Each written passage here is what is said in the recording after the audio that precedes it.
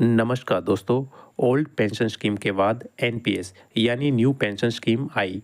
उसके बाद UPS unified pension scheme सरकार ने लॉन्च की है, जिसमें कर्मचारी को सैलरी का 50% पेंशन रिटायरमेंट पर देने का वादा किया गया है। इस बात में कितनी सच्चाई है, कितनी नहीं है, आज के वीडियो में हम यूपीएस कितनी बेहतर है, कितनी नहीं है, क्या एनपीएस में आने वाले कर्मचारी भी यूपीएस यानी यूनिफाइड पेंशन स्कीम को अपना सकते हैं, क्या स्टेट एम्प्लॉइज़ राज्य के कर्मचारी भी इस स्कीम को अपना पाएंगे, वो सारी बात हम इस वीडियो में करेंगे। दोस्तों, सरकार ने एनपीएस के बाद अब यूनिफाइड पेंशन स्कीम लॉन्च कर दी है। अप्रैल 2025 से ये स्कीम लागू कर दी जाएगी।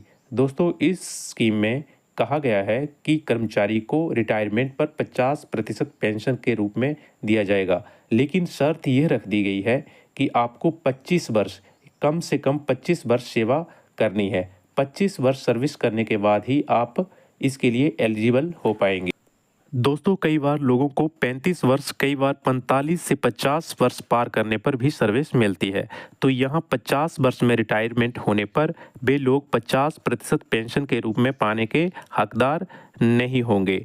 इस स्कीम में अधिकतम 50% पेंशन और कम से कम न्यूनतम 10,000 रुपये पेंशन निर्धारित की गई है। जिस कर्मचारी की नौकरी 25 वर्ष से कम होगी, उस सर्विस करने वाले कर्मचारी को अनुपात के रूप में पेंशन मिलेगी। ये सर्विस के सालों पर निर्भर करेगा। जैसे 25 वर्ष पूरे करने पर 50%, 20 से 24 वर्ष वालों को 30% या 40%, इस तरह से सेवा अवधि के आधार पर पेंशन मिलेगी। न्यूनतम 10 वर्ष की सेवा पेंशन के लिए रखी गई है, यानी कि 10 वर्ष की सेवा अनिवार्य है, तभी कर्मचारी पेंशन का हकदार होगा। इस पेंशन स्कीम में कर्मचारी को कम से कम 10,000 रुपये पेंशन न्यूनतम देना तय किया गया है।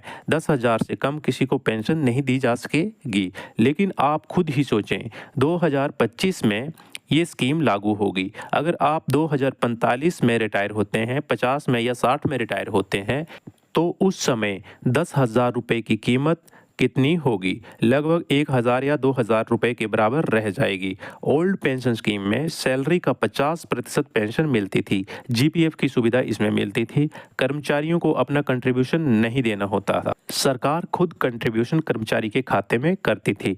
लेकिन यूपीएस में सरकार कर्मचारी से 10% वेतन का काटेगी और 18% खुद डालेगी, जो कि एनपीएस में भी क्रमशः कर्मचारी से 14% सरकार लेती थी और बाकी का हिस्सा गवर्नमेंट वहन करती थी। एनपीएस से आप अपने फंड को पूरी तरह से पूरी सर्विस में केवल 3 बार ही निकाल सकते थे। उस फंड को निकालने में भी आपको बहुत सी दिक्कतों का सामना करना पड़ता था। मुश्किल समय में कर्मचारी अपने फंड को आसानी से नहीं निकाल सकता था। अगर उसे फंड की रिक्वायरमेंट होती थी तो एनपीएस कहता है कि कर्मचारी ऑनलाइन रिक्वेस्ट डाल सकता है और आपको 3 दिन के अंदर भुगतान किया जाएगा और आपको ऑफलाइन फॉर्म जमा करवाने की भी ज़रूरत नहीं है। लेकिन ऑनलाइन रिक्वेस्ट अप्रूव होने के बाद और ऑफलाइन फंड विड्रॉल फॉर्म जब आप डीडीओ के माध्यम से ट्रेजरी में भेजते हैं, तो 3-3 महीने के बाद भी आपको ये फंड नहीं दिया जाता है। हालांकि एनपीएस में साफ साफ कहा गया है कि आपको 3 दिन के अंदर भुगतान किया जाएगा। आपको ऑनलाइन रिक्वेस्ट करनी है, अपने मोबाइल से ऑथेंटिकेट करना है, या आप डीडीओ के माध्यम से ये रिक्वेस्ट दे सकते हैं और ऑफलाइन फॉर्म भी जमा करवाने की आवश्यकता नहीं है। लेकिन अगर आप ऑनलाइन रिक्वेस्ट डालते हैं और ऑफलाइन फॉर्म भी जमा करवा देते हैं, उसके बाद भी कई महीनों तक आपको आपका पैसा मिलने में दिक्कत आती है। स्क्रीनशॉट आप देख पा रहे होंगे।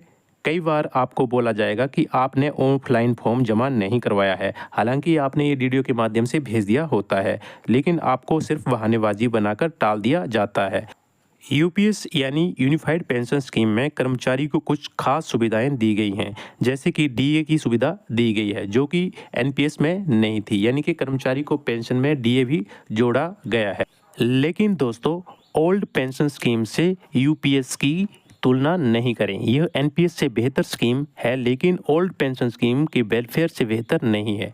ओल्ड पेंशन स्कीम इससे काफ़ी बेहतर है, जिसमें कर्मचारी को अपना शेयर बिल्कुल नहीं देना होता था, लेकिन एनपीएस में 14%, यूपीएस में 10% कर्मचारी के वेतन में से ये शेयर काटा जाएगा। लेकिन यूपीएस में डीए की सुविधा दी गई है, जो अभी क्लियर नहीं है। हालांकि यह कहा गया है कि 6वें महीने में 1/10 भाग सैलरी का जो है वो महंगाई भत्ता दिया जाएगा। राज्य सरकारें व कर्मचारी अप्रैल 2025 से इस स्कीम को अपना सकते हैं, और अगर आप एनपीएस सब्सक्राइबर हैं तो भी इस स्कीम का लाभ ले सकेंगे, चाहे आप एनपीएस में रहें या यूपीएस में रहें। आपको ऑप्शन दी जाएगी, आप ऑप्शन चुन सकते हैं। जो लोग एनपीएस से रिटायर हो चुके हैं उन्हें एरियर का भुगतान सरकार करेगी, उन्हें एरियर दिया जाएगा। कर्मचारी की डेथ पर 60% पेंशन के रूप में देने का वादा इस स्कीम में किया गया है। चैनल को सब्सक्राइब करना ना भूलें ताकि